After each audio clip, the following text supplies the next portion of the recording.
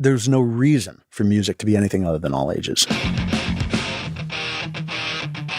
I mean, Dag Nasty famously had their song All Ages Show. I understand you. You got a problem. An All Ages Show was about the access of music to anyone, regardless of age. All ages show. You have $1 million minutes to live. How old so? All ages meant that I could be there, you could be there, my dad could be there, somebody else younger than me could be there, and we were just there for the music. The music was the priority. We met Greg Bennick back in episode 3. He's the hardcore punk singer and band leader who's also a professional motivational speaker and juggler. Greg grew up in the Northeast within a tight-knit community of free-thinking punks. People who questioned authority and organized around progressive social issues. People who chose a straight-edge lifestyle. No drinking, no drugs. They shunned shows at bars out of principle and instead hung out at an all-ages venue called the Anthrax. Hardcore punk was their channel for taking their first steps toward anti-racist, anti-fascist political engagement. It was idealism wrapped in anarchism. Greg moved to Seattle in 1991 to study theater and go to shows. What he found was live music happening primarily in bars for people over 21. Greg had collided headfirst with the teen dance ordinance. The Seattle law made throwing all-ages concerts prohibitively expensive or downright illegal. It drove hardcore punk out of regular venues and into basements, literally forcing it underground, as if musicians and fans were criminals. At a time when Seattle's music community was the most influential cultural force on the planet, the TDO made it almost impossible for kids under 21 to see live music and dance. Nobody he met could tell him anything conclusive about this mysterious law that was strangling the music community. You couldn't Google it. You couldn't find it online. And I started to ask all the time, what is the ordinance? I come from Connecticut. There's no teen dance ordinance there. I mean, what is this thing? And everyone would say, yeah, it's a law that prevents, music from happening. These were answers as if people were trying to grab smoke from a campfire, but you could never actually grab it. Desperate for information, Greg went to the Seattle Public Library to research the TDO. They found the ordinance for us, probably in some dusty book or microfiche or on some archaic form of print. And they printed it out on this dot matrix printer. And I just remember it being like, bzz, line by line, bzz, bzz, dot by dot. This copy of the Teen Dance Ordinance, page by page, came into being. And there it was in our hands, the actual ordinance for the first time in print as we could find it. In the 7 years the law had been on the books, resistance had pretty much petered out. Collectives like the Youth Defense Campaign and Youth in Arms had disbanded, their goal unachieved. The Rocket, Seattle's beloved music magazine, published first-person testimonials from aggrieved teens to no avail. Seattle's young music fans were stuck in the clutches of the TDO. Not so in the suburbs, where there was no such law. Greg gravitated across Lake Washington to an all-ages venue called the Old Firehouse. There he met his comrades, teens and 20-somethings who wanted to see and play all-ages shows. He brought the library printout to a meeting at the firehouse. When the Teen Dance Ordinance became clear, and by clear, I mean in tangible physical form, in a printed format where we could read it, that's where the fight really started. Because the reason we were speaking out against it is because it opposed the music community that we had created, a music community that was ours. What was this piece of paper that was infringing on that which was ours? We had a responsibility to fight against it. We had a responsibility to overturn it because what was ours was being preempted and prevented by a piece of paper.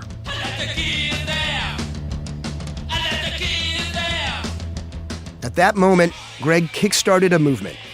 Under the guidance of a few savvy 20-something activists, Seattle punks were about to get organized. And soon, grunge royalty would jump into the fight. For the first time, momentum was shifting. All-ages music finally had a chance.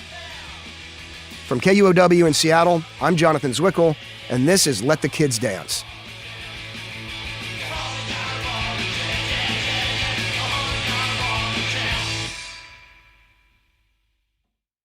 The Old Firehouse was a refuge for young music lovers. It was opened in 1992 by Kate Becker, who was tasked by the mayor of Redmond, Washington, to find ways to engage disaffected local youth. It quickly coalesced a community of musicians and fans desperate to participate in live music. volunteers hosted shows that drew hundreds of kids from across the region.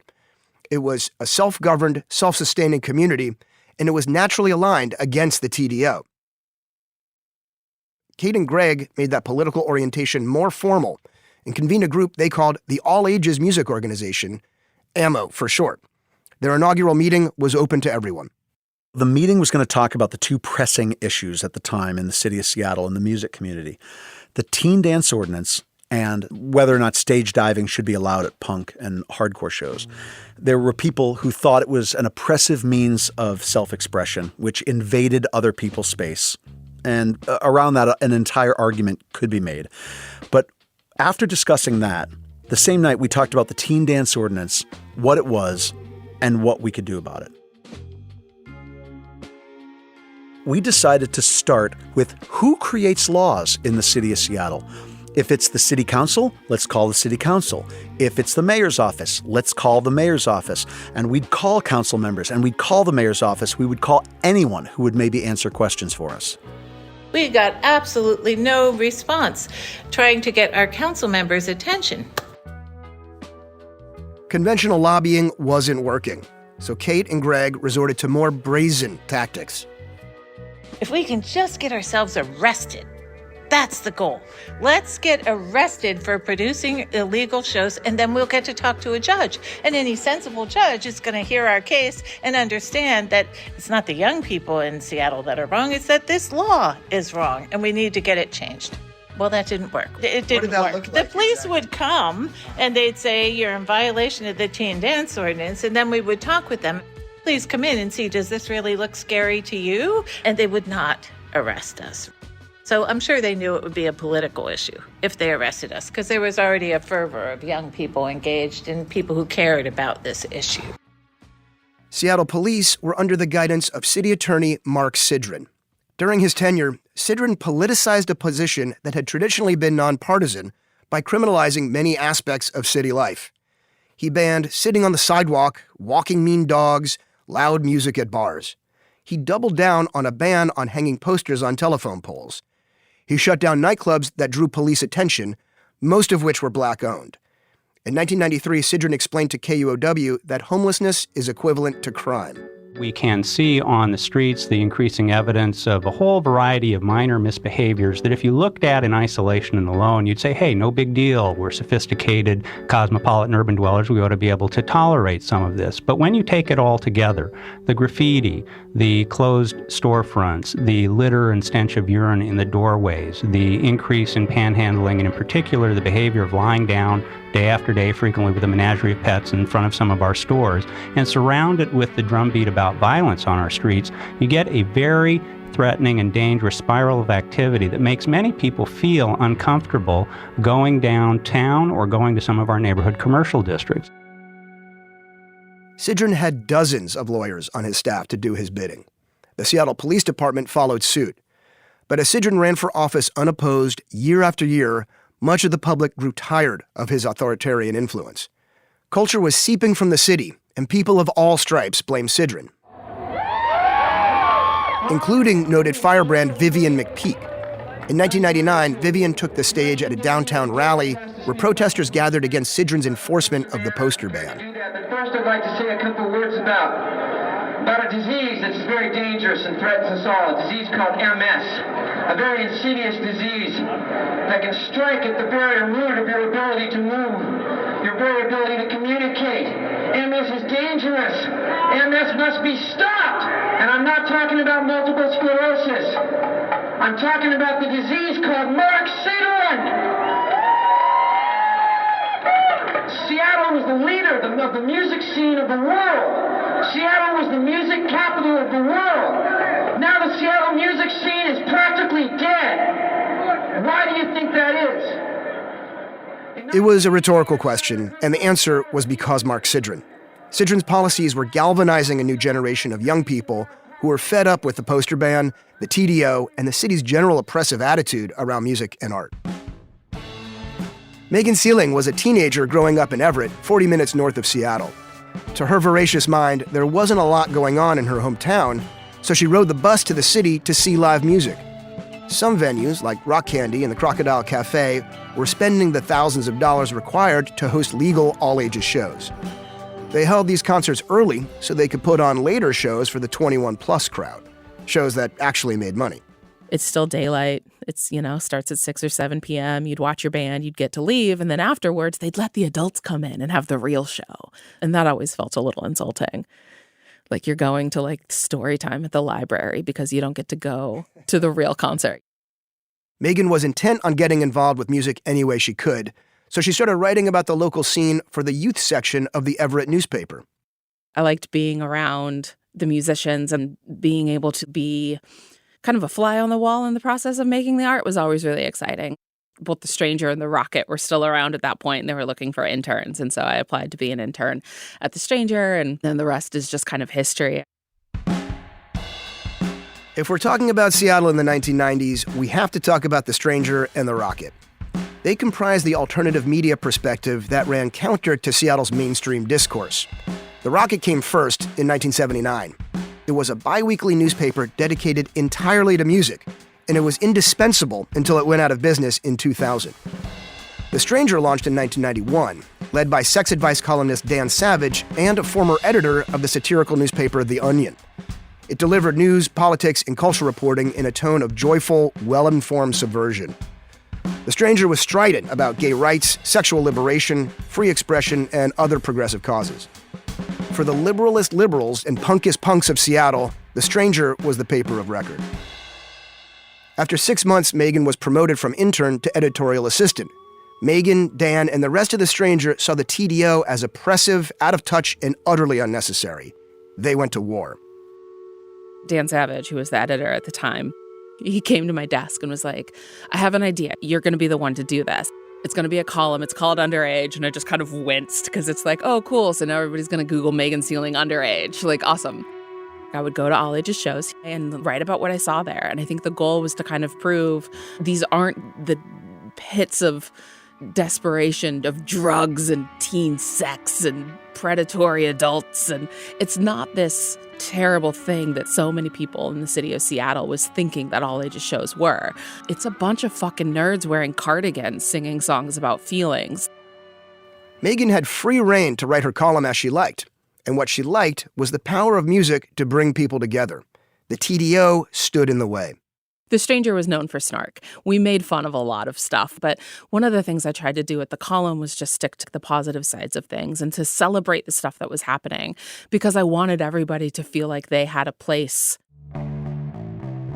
Megan's Underage column put a face on the movement to overturn the teen dance ordinance. Her reporting connected the conversation to a broader audience. At the same time, Kate and Ammo were gathering their forces. The Stranger became a great ally during the teen dance ordinance resistance and really helped champion some of what we were trying to draw attention around, which also helped. Ammo was encouraging young people from around the region to show up at city council meetings and pressure city leaders by sharing their stories. Stories of why music mattered to them, why being part of a music scene mattered to them, why community mattered to them, and how that was connected to music for them. Melly Darby saw her first Firehouse show when she was 11. She had lied about her age to get in. She emerged a happier, more confident person, and her mom recognized it right away. After that, Melly basically moved into the place. She felt at home there, seen and heard. It was a refuge from her difficult school life. Under Kate's guidance, Melly became part of the anti-TDO resistance movement. Kate asked you to think about speaking in front of the Redmond City Council, and you said yes. I did. And then I feel like I immediately went home and threw up. I was, big time bullied out of school, and I definitely never felt like I mattered or that my voice mattered or that my opinion mattered or that my experience mattered, in depths. When you talk about at-risk youth in that way from a mental health perspective, it was very serious for me. Melly went home and told her mom she couldn't testify. She was too nervous about speaking in front of adults. So her mom came up with an alternate plan. My mom says that she doesn't remember this, but this is absolutely true. She ended up writing a letter addressed to the city council about how her daughter, me, having access to that space has changed me, has impacted me, and impacted our family. And then I ended up reading a letter to the city council that my mom had wrote. Okay. And stuttering through it, so nervous, like, ugh. I remember looking up and somebody on the council was wiping a tear from their eye or something. Like, it had way more impact than I would have ever imagined it to have. They were listening to what I was saying, and there was something really cool, I think, about the fact that it was a kid talking about, from a parent's perspective, how that access has impacted and changed their life. It was a save me moment and ended up being incredibly impactful. I walked away from that feeling for the first time ever. I had a voice and that it mattered.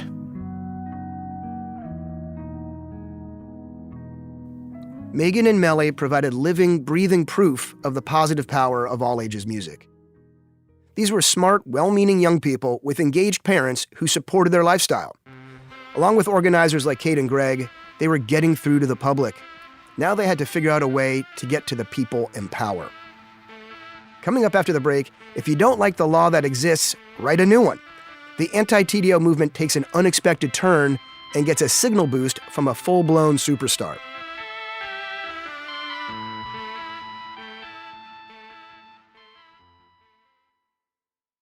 Grassroots activists hounded Seattle lawmakers to change the teen dance ordinance. But their street-level demands for free expression and youth empowerment didn't register in the halls of power. What they needed was some political clout, some gravity, some spectacle.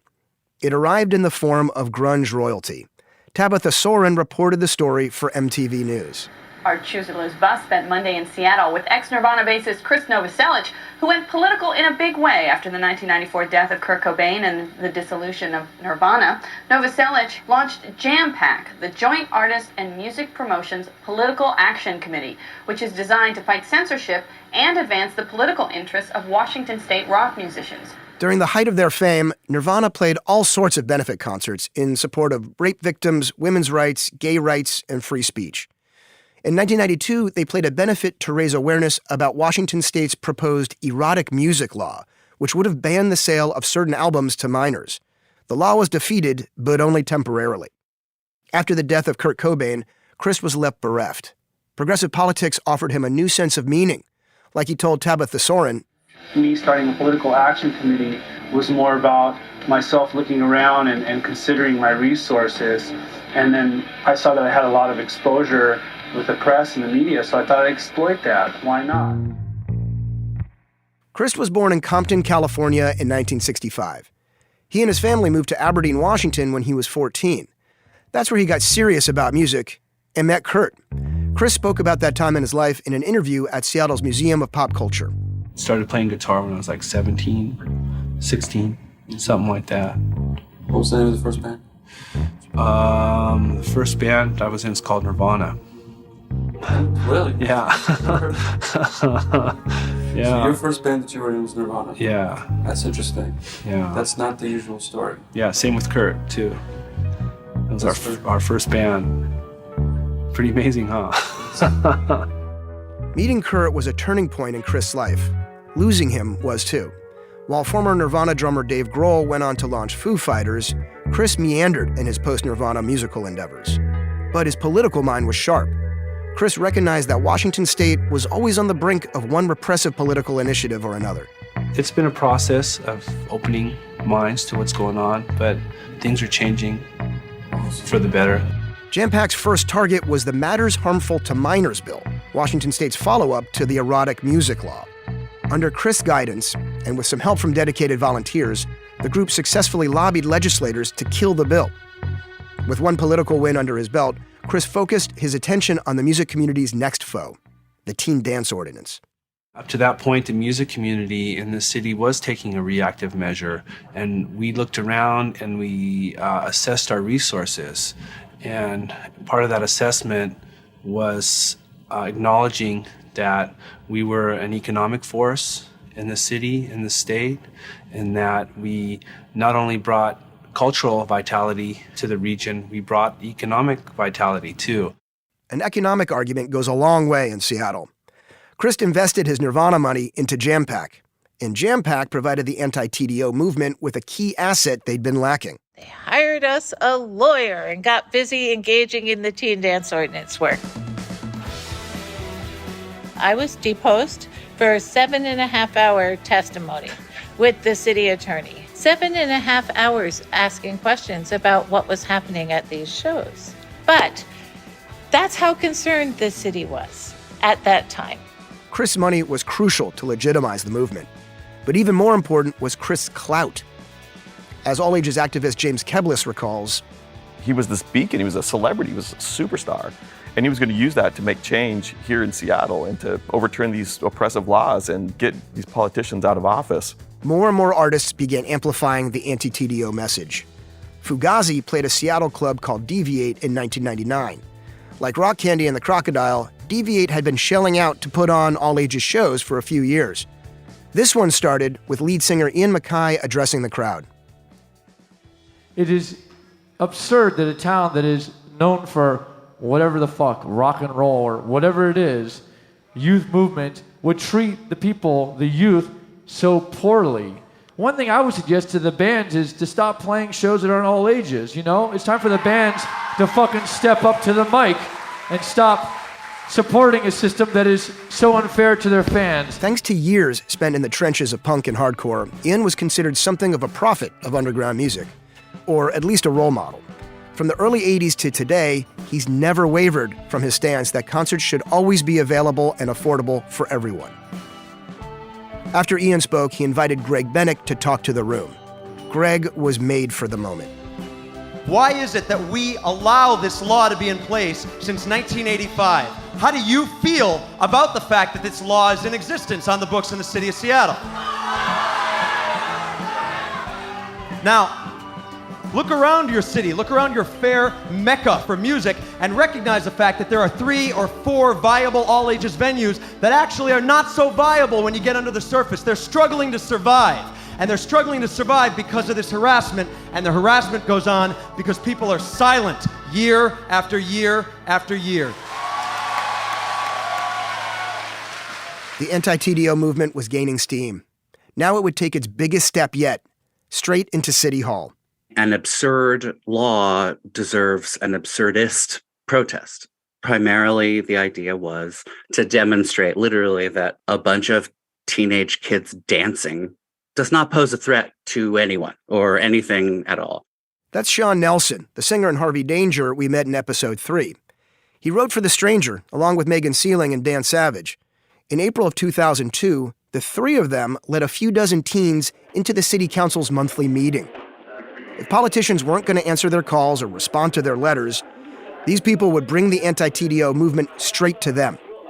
But this wasn't a standard sit-in. In the middle of council chambers, Megan stood up, interrupted, and said, "Everybody dance." I don't mind, other guy dancing with my girl. the city council members were either dumbstruck or amused. Sean stepped forward, joined by guitarist Ken Stringfellow. We played The Kids Are All Right by The Who, of course. Seemed appropriate if you were 100 years old, as I already was at the time, but not exactly the most danceable number anyone's ever heard. As we played it, the kids all sort of did a kind of writ large version of the dance that the kids do in the Peanuts Christmas movie. It was adorable, and also it made its point in a tidy way. And Sean Nelson, he's just tall, big mop of curly hair on his head, glasses, just like theater kid to the max. Nicest dude. It's not whatever they thought it was, you know? And so like to be able to like bring these indie rock nerds into the city hall and just have kids dance, that was fun. A year or two later, this scene might have been described as a flash mob. In 2002, the term hadn't been invented yet. As far as civil disobedience goes, it was pretty benign. It was essentially polite, absurdist at heart, theatrical, and, you know, like a fairly good point being made underneath it all. I hope. I mean, it was stupid also. It was the right kind of stupid, and the law was the wrong kind of stupid. And that is essentially what we were saying.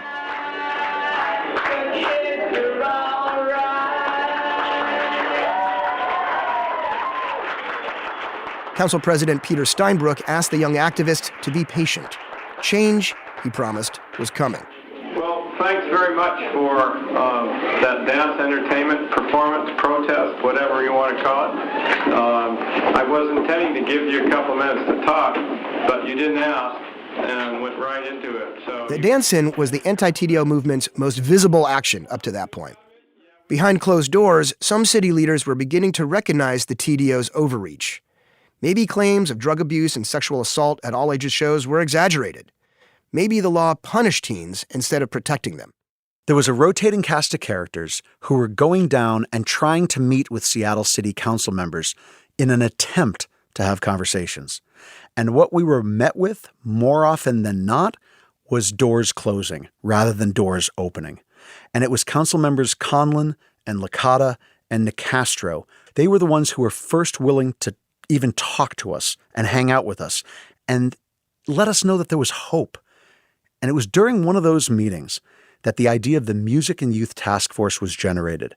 And it didn't come from us. It came from Sheila. Greg is talking about Sheila Capistani, an aide to City Council member Richard Conlon. And the TDO was an over-response, and that is very common in this country around everything. Bad stuff is going to happen. So is enough of it happening that you need to make a law around it, or do you make a rule around it, or do you work with your clubs to make a practice around it, or do you just say, that was the one random thing and it's not going to happen again? Good government policy has to do that analysis. I don't think that was done the first time the TDO was written. I think some young people were deeply harmed, and the adults responded with, we're going to shut this all down.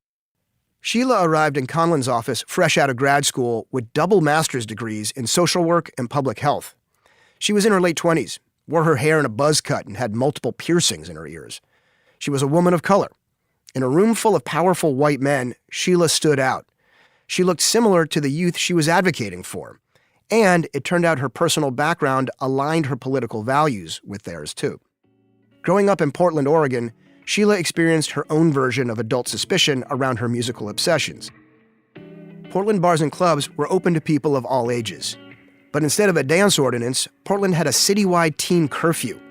Sheila loved live music, but because she was under 18, she had to leave shows early. Staying out past 10 p.m. was illegal. Portland was wonderful for jazz music, so I spent a good deal of my teen years going to bars and clubs that played jazz. And I stayed for the first set, and then they come around and card everybody, and you got to get home before curfew. I was stopped twice by the police because I was out after curfew, so that is oppressive. But wow, they really enforced it, huh? Oh, they enforced it, yeah. Yeah, so... What were those encounters like? Well, you know, Portland's a pretty conservative town, no matter what anybody wants to tell you. And it certainly was when I was growing up there, 40 years ago. So mostly white officers with a young black woman on the street. It was not a great thing. But mostly they would stop and say, are you aware that it's curfew? And I would say, yes, I'm just leaving the jazz club. And they would say, really? I'm like, yes, it's right there. And I think that I probably looked geeky enough that they were like, okay, just get home. So you could really sort of empathize with the young people who were sort of under the yoke of the TDO. Mm-hmm. And certainly both empathize under the yoke of a government arm, the TDO, but also the desire to express oneself through music, to feel what you feel when you find a band that you love. When this project was assigned to me, I did think, well, that's kind of a no-brainer. Everyone should have access to this. This is what makes us human and beautiful and centers young people. Sheila's empathy and vision were a powerful force. With the endorsement of her boss, she convened a task force to look into the issue of all-ages music in Seattle. In February of 1999, the first meeting of the Music and Youth Task Force came together in City Hall. It was made up of people from the police and fire departments, the mayor's office, and the city attorney's office. Kate Becker and Greg Bennick represented the anti-TDO activists. Organizer Angel Combs represented Jam Pack. Sub Pop's Megan Jasper was there. So was Lori LaFavor, who was the one and only all-ages show promoter and club owner in Seattle at the time. Around 20 people in all. Sheila moderated the group. They convened at a long conference table in a stern, wood-paneled meeting room in City Hall. Young music fans filled the public gallery. I wanted to make sure that we were representative of the entire community. We had enough young people, and I knew they'd be coming to the meetings and testifying, so that would be important. Making sure we had parents. We had to have all of our system partners. We had to have the music partners. Police Lieutenant Jim Pugel was one of the system partners. We met Pugel in episode 4, back when he worked with Keith Aspie to facilitate all-ages hip-hop shows. Pugel told me his early involvement with the monastery and the all-ages hip-hop community convinced his superiors he was the right cop to join the task force. But that didn't mean he was well-liked. When the Music Youth Task Force convened initially, people were very suspect of each other. At an early task force meeting, one of the music industry folks at the table called Jim a pig. I've been called worse. I remember after the World Trade Organization, someone called me a lying pig bastard. And it was one of the first websites ever in '99. It's pretty cool. You take that in stride. Roll with it. Yeah, it sounds like there may have been some friction at the beginning of those meetings. Oh, sure, there always is. At the start, when the sides are called in to convene, everyone knows that they're right and the other side's wrong. Greg Bennick says he doesn't remember specifically if he called out Pugel, but it would have been in line with his values back then. Jim Pugel at the time represented the enemies. He represented the police force. He represented exactly who I was supposed to oppose. And my thinking back then, and it's way more so now, is that that's exactly the person then that I should probably be talking to at least find some common ground. Frankly, there were times when I felt sorry for the officer who had to represent the entire Seattle Police Department at this table. The police and fire department representatives were not well versed in the intricacies of the TDO. Kate and the other activists were, and they aimed their expertise squarely at Lieutenant Pugel. Collectively would bring some pressure to anything he was representing. And I thought, well, he didn't really have a fair seat at the table, but that's not what I'm here for. I'm here to stay on my side of this issue and make sure that we make progress here. So it was weird. It was contentious sometimes, and then it got to relatively civil discourse most of the time. Occasionally people would shout things from the audience. I remember our first meetings. I literally had to say to people, I welcome your passion at this table. I don't even mind raised voices, but people will not be disrespectful. This is not Footloose. So you who just called this officer a pig, please stop. And you, officer, who just called this person a punk, oh my God, this is not a movie, right? Respect. That is the bottom line. Passion, fine, but it will be done in a respectful way, or we will need to ask you to not be in chambers. Sheila should be a university, okay? She should be her own university for how to interact with human beings and how to find balance between opposing forces and whatnot. And there were multiple times sitting across from her in those meetings where she would say something and I would look at her and think to myself, oh my gosh, I see exactly what she's doing. She is hinting at and nuancing at the ideas that she believes in that she can't clearly state that she supports because of her role in this meeting. Sheila had to continuously push back against the old thinking that led to the creation of the law in the first place. Even a decade and a half into the TDO, even in the relatively enlightened 2000s. The people who see clubs, bars, places where shows are happening probably don't go to shows themselves. Mm-hmm. And so it's an unknown, dangerous place. But if they go to a sporting event or their kids participate in sports, they're not thinking about the fact that the vast majority of abuse of children happens in the home, in the church, in the school, and in sports activities. We have an idea that it happens in the dark alleys, in the clubs, and all this other place. So there was a lot of that kind of thinking, I believe. And I remember actually saying that at one of the meetings, and I got shut down. It was not a very good time. But people were ready to dispute it, or they just weren't going to engage with... They weren't going to engage with that. There was some sense that I was being inflammatory. And so I just stated in the way that I state things. I am a social worker. I can tell you that this is truth. And again, you can be uncomfortable with that. That's fine. And if you want to work to legislate better around those sorts of issues, I am 100% with you. But you can't scapegoat this and believe that you're solving that problem.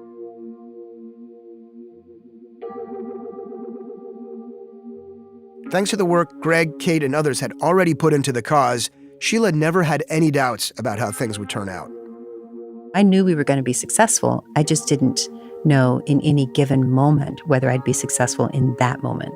I just knew in the long term, this had to change. It just had to change, and there was too much momentum to go back. But even back then, she realized the task force was lacking some important voices. I did feel that at times, that we were missing whole generation of hip-hop artists and rappers, and in a time when that music genre was like, that was amazing time for that music. Back in episode 4, we heard about Seattle hip-hop artists and fans building an all-ages community throughout the 90s. They were putting on shows and dances on a grassroots level despite the TDO. Sheila overlooked that community when arranging the task force. It was mostly a white audience, and I wish that other music genres and other people of color had been more involved, because for me, I was fighting for all young people, because I believe, again, in that creative outlet is what helps us thrive as humans. The meetings went on for 18 long months. Greg says the system side was intentionally stalling. Even agreeing on language was a struggle. Those music and youth task force meetings went on for months and months and months and months and months, and we would argue and discuss and elaborate on and explore the nuances of the difference between a concert and a dance. As far as all committees in Seattle, one of the turning points is always exhaustion. We've been doing this for so long now. Let's just get going. The task force members were frustrated. Concerned citizens and activists who'd been sitting in on the meetings were frustrated. Those included Greg's friend and fellow punk musician, Dave Whitson. I remember we shared a glance, like, this is not working. We have to do something different. Dave worked at the University of Washington Library. The library had recently installed a brand new technology, something known as high-speed internet. Which doesn't sound very impressive today, but back then, it was awesome. And we'd use their high-speed internet to just do ridiculous things like play backgammon with people around the world. But Dave and I decided to use the high-speed internet at the UW Bothell to look up the teen dance ordinance. And at the time, we weren't Googling. We were probably using Alta Vista or Ask Jeeves. But when we looked up the teen dance ordinance, what we found was that other cities had replicated the teen dance ordinance. Other cities, almost creepily, had been infected with the idea that they needed this teen dance ordinance to protect their youth as well.